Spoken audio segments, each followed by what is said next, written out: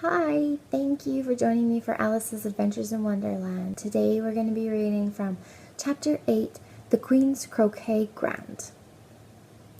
A large rose tree stood near the entrance of the garden. The roses growing on it were white, but there were 3 gardeners at it, busily painting them red. Alice thought this a very curious thing, and she went near to watch them. And just as she came up to them, she heard one of them say, "Look out now, 5. Don't go splashing paint over me like that." "I couldn't help it," said 5 in a sulky tone. 7 jogged my elbow. On which 7 looked up and said, "That's right, 5. Always lay the blame on others." "You'd better not talk," said 5. "I heard the Queen say only yesterday you deserve to be beheaded." "What for?" said the one who had spoken first. "That's none of your business, too," said 7. "Yes, it is his business," said 5, "and I'll tell him. It was for bringing the cook tulip roots instead of onions."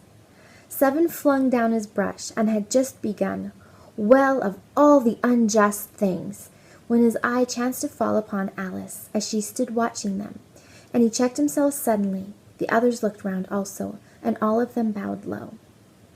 "Would you tell me," said Alice, a little timidly, "why you are painting those roses?" 5 and 7 said nothing, but looked at 2. 2 began in a low voice, "Why, the fact is, you see, miss, this here ought to have been a red rose tree, and we put a white one in by mistake, and if the Queen was to find it out, we should all have our heads cut off, you know. So you see, miss, we're doing our best, afore she comes to—" At this moment 5, who had been anxiously looking across the garden, called out, "The Queen! The Queen!" and the 3 gardeners instantly threw themselves flat upon their faces. There was a sound of many footsteps, and Alice looked round, eager to see the Queen. First came 10 soldiers carrying clubs. These were all shaped like the 3 gardeners, oblong and flat, with their hands and feet at the corners. Next, the 10 courtiers. These were ornamented all over with diamonds, and walked 2 and 2 as the soldiers did. After these came the royal children. There were 10 of them, and the little dears came jumping merrily along hand in hand in couples. They were all ornamented with hearts. Next came the guests, mostly kings and queens, and among them Alice recognized the white rabbit. It was talking in a hurried, nervous manner, smiling at everything that was said, and went by without noticing her. Then followed the knave of hearts, carrying the king's crown on a crimson velvet cushion, and last of all this grand procession came the King and Queen of Hearts. Alice was rather doubtful whether she ought not to lie down on her face like the 3 gardeners, but she could not remember ever having heard of such a rule at processions. And besides, what would be the use of a procession, thought she, if people had all to lie down upon their faces so that they couldn't see it? So she stood still where she was and waited. When the procession came opposite to Alice, they all stopped and looked at her, and the Queen said severely, "Who is this?" She said it to the knave of hearts, who only bowed and smiled in reply. "Idiot," said the Queen, tossing her head impatiently, and turning to Alice, she went on, "What's your name, child?" "My name is Alice, so please your Majesty," said Alice very politely, but she added to herself, "Why, they're only a pack of cards after all. I needn't be afraid of them." "And who are these?" said the Queen, pointing to the 3 gardeners who were lying round the rose tree. For you see, as they were lying on their faces, and the pattern on their backs was the same as the rest of the pack, she could not tell whether they were gardeners, or soldiers, or courtiers, or 3 of her own children. "How should I know?" said Alice, surprised at her own courage. "It's no business of mine." The Queen turned crimson with fury, and after glaring at her for a moment like a wild beast, screamed, "Off with her head! Off!" "Nonsense," said Alice, very loudly and decidedly, and the Queen was silent. The King laid his hand upon her arm and timidly said, "Consider, my dear, she is only a child." The Queen turned angrily away from him and said to the knave, "Turn them over." The knave did so very carefully with 1 foot. "Get up," said the Queen in a shrill, loud voice, and the 3 gardeners instantly jumped up, and began bowing to the king, the queen, the royal children, and everybody else. "Leave off that," screamed the queen. "You make me giddy." And then turning to the rose tree, she went on, "What have you been doing here?" "May it please your majesty," said two in a very humble tone, going down on one knee as he spoke. "We were trying—" "I see," said the queen, who had meanwhile been examining the roses. "Off with their heads!" And the procession moved on, three of the soldiers remaining behind to execute the unfortunate gardeners, who ran to Alice for protection. "You shan't be beheaded," said Alice, and she put them into a large flower pot that stood near. The three soldiers wandered about for a minute or two looking for them, and then quietly marched off after the others. "Are their heads off?" shouted the queen. "Their heads are gone, if it please your majesty," the soldiers shouted in reply. "That's right," shouted the queen. "Can you play croquet?" The soldiers were silent and looked at Alice, as the question was evidently meant for her. "Yes," shouted Alice. "Come on then," roared the queen, and Alice joined the procession, wondering very much what would happen next. It's a very fine day," said a timid voice at her side. She was walking by the White Rabbit, who was peeping anxiously into her face. "Very," said Alice. "Where's the Duchess?" "Hush, hush," said the rabbit in a low, hurried tone. He looked anxiously over his shoulder as he spoke, and then raised himself upon tiptoe, put his mouth close to her ear, and whispered, "She's under sentence of execution." "What for?" said Alice. "Did you say 'what a pity'?" the rabbit asked. "No, I didn't," said Alice. "I don't think it's at all a pity. I said, 'what for?'" "She boxed the queen's ears," the rabbit began. Alice gave a little scream of laughter. "Oh, hush," the rabbit whispered in a frightened tone. "The queen will hear you. You see, she came rather late, and the queen said—" "Get to your places," shouted the queen in a voice of thunder, and people began running about in all directions, tumbling up against each other. However, they got settled down in a minute or two, and the game began. Alice thought she had never seen such a curious croquet ground in her life. It was all ridges and furrows. The balls were live hedgehogs, the mallets were flamingos, and the soldiers had to double themselves up and to stand on their hands and feet to make the arches. The chief difficulty Alice found at first was in managing her flamingo.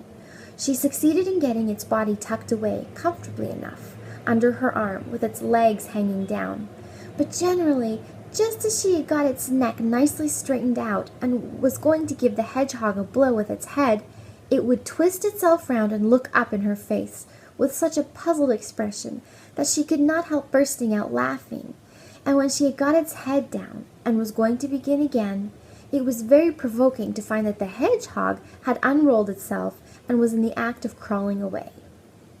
Besides all this, there was generally a ridge or furrow in the way wherever she wanted to send the hedgehog to, and as the doubled-up soldiers were always getting up and walking off to other parts of the ground, Alice soon came to the conclusion that it was a very difficult game indeed. The players all played at once without waiting for turns, quarreling all the while, and fighting for the hedgehogs. And in a very short time the queen was in a furious passion, and went stamping about and shouting, "Off with his head," or "Off with her head," about once in a minute. Alice began to feel very uneasy, to be sure. She had not as yet had any dispute with the queen, but she knew that it might happen any minute. And then, thought she, what would become of me? They're dreadfully fond of beheading people here, and the great wonder is that there's anyone left alive.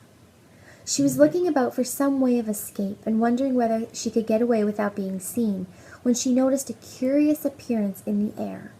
It puzzled her very much at first, but after watching it a minute or two, she made it out to be a grin, and she said to herself, "It's the Cheshire Cat. Now I shall have somebody to talk to."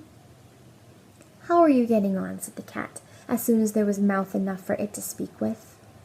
Alice waited till the eyes appeared, and then nodded. "It's no use speaking to it," she thought, "till its ears have come, or at least one of them."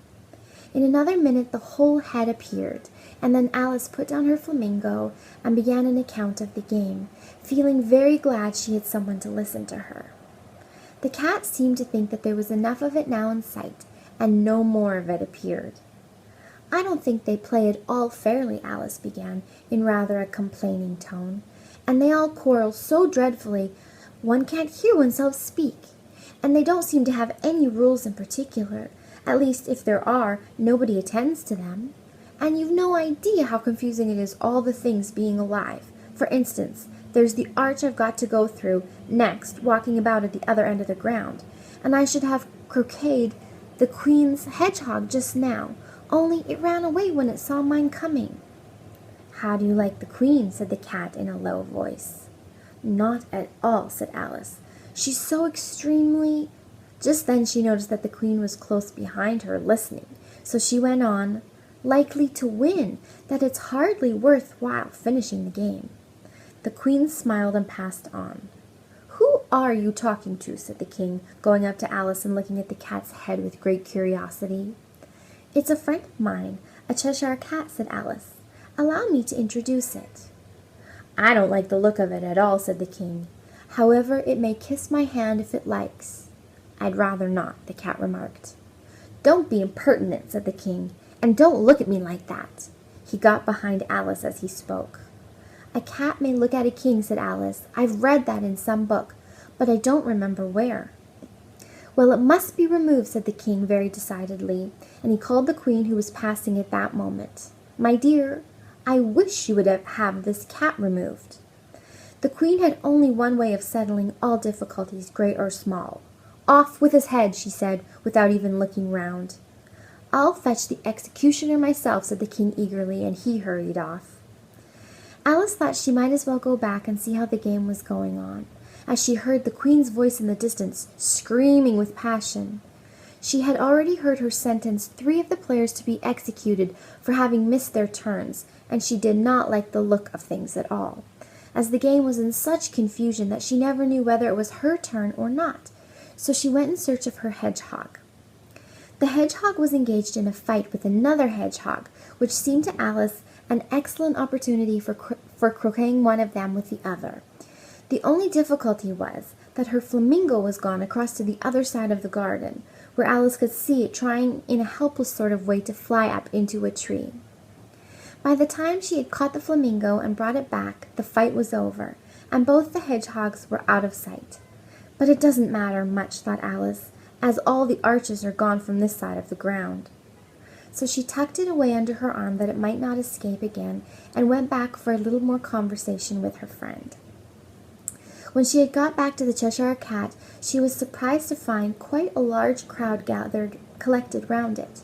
There was a dispute going on between the executioner, the King, and the Queen, who were all talking at once, while all the rest were quite silent and looked very uncomfortable.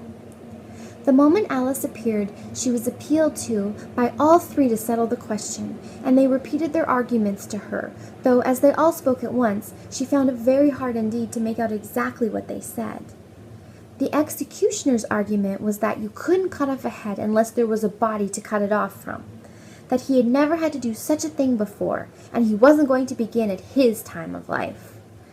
The King's argument was that anything that had a head could be beheaded, and that you weren't to talk nonsense. The Queen's argument was that if something wasn't done about it in less than no time, she'd have everybody executed all round. It was this last remark that had made the whole party look so grave and anxious. Alice could think of nothing else to say, but, "It belongs to the Duchess. You'd better ask her about it." "She's in prison," the Queen said to the executioner. "Fetch her there." And the executioner went off like an arrow. The cat's head began fading away the moment he was gone, and by the time he had come back with the Duchess, it had entirely disappeared. So the King and the executioner ran wildly up and down looking for it, while the rest of the party went back to the game. So that completes Chapter 8 of Alice's Adventures in Wonderland.